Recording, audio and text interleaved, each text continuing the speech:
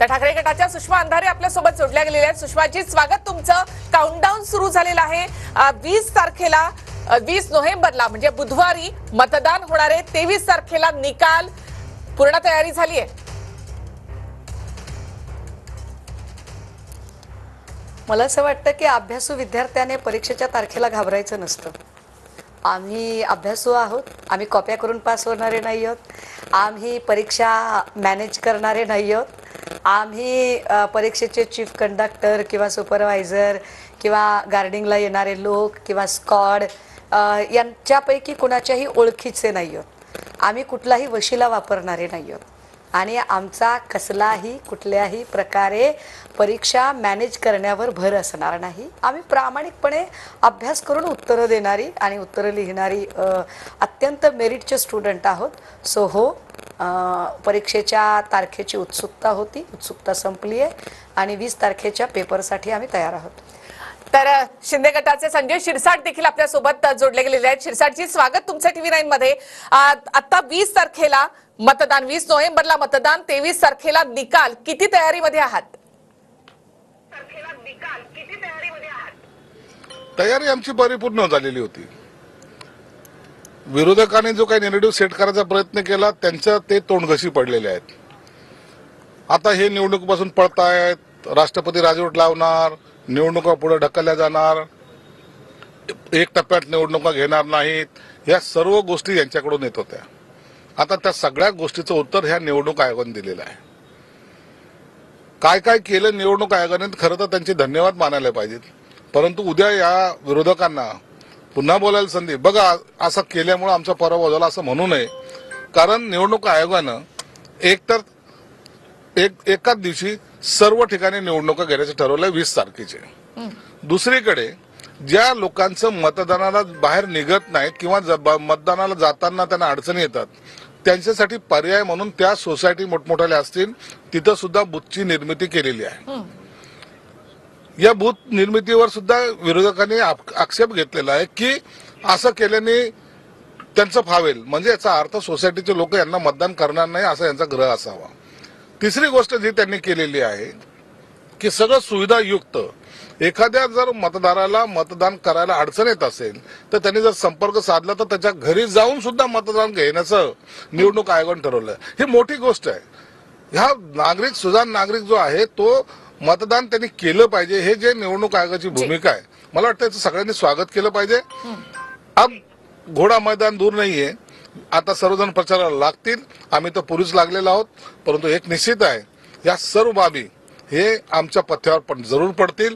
जनतेला माहिती गेली 2.5 वर्षातली आमची कामं, म्हणून आमचं सरकार हे पुन्हा बहुमतात येईल एवढं मात्र निश्चित आहे। जी, सुषमा अंधारे, संजय शिरसाट आपल्या सोबत जोडले गेले, ते म्हणतात यांचं ना एक धोरणात्मक काहीच बोलत नाहीत। बेस काय यांना एक सांगा तुम्ही। आता पहिले बोलले की राष्ट्रपती राजवट लावणार आहे, नंतर बोलले की एक दिवशी निवडणुका घेणार नाहीत, त्या घेतल्या। आता यांचा आक्षेप असा आहे की आता ईव्हीएम मशीनच आता खराब असेल की काय। याचा अर्थ असा होतो की यांना पराभव हा आतापासूनच मान्य झालेला आहे। सकाळची जर त्यांची पत्रकार परिषद पाहिली तर त्यांनी सांगितलं की 10 ते 15 खोके हे उमेदवाराच्या घरी पोहोचलेले आहेत।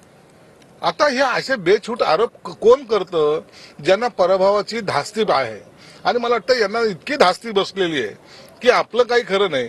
मग आता ईव्हीएम मशीनवर ढकला, निवडणूक आयोगावर ढकला, सुप्रीम कोर्टावर ढकला आणि तिकडून वाचले तर इथलच्या राज्यकर्त्यावर ते आरोप लावा आणि आपण सेफ साईड बाजूला सारखा। यांच्यामुळे आमचा पराभव झाला हे बोलायला यांना जागा असावी, म्हणून हे असे वक्तव्य करतायत। बरं, शिरसाट थोडंसं थांबा। सुषमा अंधारे,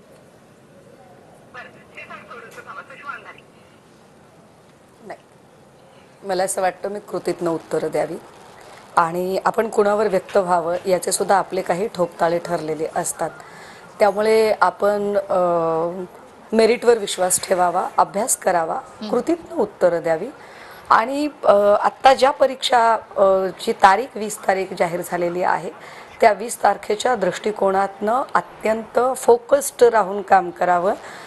त्यामुळे हा काय बोलतोय, तो काय बोलतोय, याचं काय म्हणणं, त्याचं काय म्हणणं, त्याच्यावर निव्वळ प्रतिक्रिया देत बसण्यापेक्षा कारण निव्वळ प्रतिक्रियावाद किंवा उरबडवेपणा करणे म्हणजे विद्रोह असत नाही. आणि तो प्रतिक्रियावाद मी जरा टाळायचा जास्त प्रयत्न करते. मला असं वाटतंय की मी माझ्या कामावर फोकस केला पाहिजे. मी नक्कीच focus सुषमाजी, करणार तुम्ही आहे. म्हणता कामावर फोकस किंवा हुशारीवर तुमचा विश्वास आहे, मग संजय राऊत असं का म्हणतायत की ईव्हीएम वर शंका आहे? नाही, ईव्हीएम वर तर शंका आहे आणि ती माझ्या एकटीची नाहीये, ती फक्त या भारत देशाची नाहीये. जगातल्या अत्यंत प्रगतशील जे देश आहेत त्या प्रगतशील देशांनी इव्हन दो ज्यांनी ईव्हीएम तयार केला त्या देशाने सुद्धा सांगितलं की आम्हाला ईव्हीएम वर शंका आहे किंवा ईव्हीएम हे हॅक होऊ शकतं, मॅनेज होऊ शकतं, त्यामुळे ईव्हीएम वर आक्षेप घेतले गेले. अजून एक गोष्ट आपण लक्षात घ्या की 8 नोव्हेंबर 2016ला आपल्याकडे नोटबंदी झाली आणि नोटबंदीच्या काळात अनेक नोटा मोजण्याचा विक्रम झाला. करोडो करोडो करोडो नोटा मोजल्या गेल्या. सध्या देशाची लोकसंख्या किती? 130 करोड. 130 करोड मध्ये साधारणतः आपलं वोटर किती? तर वोटर आपण एक असं गृहीत धरू की 71 कोटीचं वोटिंग असेल. जर तुम्ही अरबो खरबोच्या नोटा मोजू शकता, नोटा मोजायला तुम्हाला वेळ आहे, तर 70 कोटी मत मोजायला काय प्रॉब्लेम आहे? साधा मुद्दा आहे कि अगर आप हमारे नोट गिन सकते हो तो आपको वोट भी गिनने पडेंगे. त्याच्यामुळे मत मोजण्यासाठी म्हणून नाही त्याला फार उशीर होतो. किती उशीर लागेल बरं? 1 दिवस लागेल का? 1.5 दिवस लागेल का? मला असं वाटतं की देशाच्या संविधानिक लोकशाहीवर जर कोणी शंका घेत असेल, त्या व्यवस्थेवर कोणी शंका घेत असेल, तर ती व्यवस्था निष्पक्षरित्या पार पाडण्यासाठी जर आपण त्याच्या मोजणीला जर सुरुवात केली तर काय हरकत आहे? परंतु आता जरी त्या शंका जरी आमच्या असल्या, म्हणजे सन्मान्य संजय राऊत साहेबांची शंका किंवा माझी शंका, तीच शंका सन्माननीय राहुल गांधीजींची, तीच शंका पवार साहेबांची, या जरी सगळ्या शंका असल्या तरी सुद्धा हायर अथॉरिटी जी आहे, जी केंद्रातली सत्ता आहे, जी भाजपच्या कच्छपी आहे, भाजपने आतापर्यंत सगळ्या स्वायत्त यंत्रणांचा गैरवापर केला आहे. म्हणजे अगदी आजचं जरी उदाहरण बघितलं तरी 3:30 वाजता आचारसंहितेसाठीच्या संबंधाने निवडणूक आयोगाची पत्रकार परिषद होणार आहे आणि त्याच्या बिलकुल आधी 12 वाजता राज्यपाल नियुक्त आमदारांचे शपथविधी होतात. म्हणजे जसं काही निवडणूक आयोगाने शिंदे फडणवीस पवारांच्या कानातच सांगितलं जाऊन की बघा मी आचारसंहिता जाहीर करणार आहे आणि त्याच्या 2 तास आधी तुम्हाला तुमची सगळी अजून काही राहिलेली कामं असतील तर ती सगळी करून घ्या, तर ती करून घेतली जातात. आणि आपण हतबल ठरतो. हतबल का ठरतो? कारण सगळ्या स्वायत्त यंत्रणा कच्छपी लावलेल्या असतात भाजपाने. पण या निमित्ताने लेट मी फिनिश, मी फक्त 2 वाक्य वापरणार आहे. राज्यपालांचे स्वविवेकाधीन अधिकार असतात आणि त्यांनी ते वापरायचे असतात. परंतु भाजप शासित राज्यामध्ये ना महामहिम राष्ट्रपती काही बोलू शकत आहेत, ना महामहिम राज्यपालांना स्वविवेकाधीन अधिकार वापरता येत आहेत. त्यामुळे त्यावर मी काही फार भाष्य करावं आणि त्यात काथ्याकूट, कारण वादे जे आहे ते तत्वबोधा, ज्याला वाद कळतो तिथे वाद घातला पाहिजे, ज्याला कळत नाही तिथे वाद घालण्यात काही सुषमा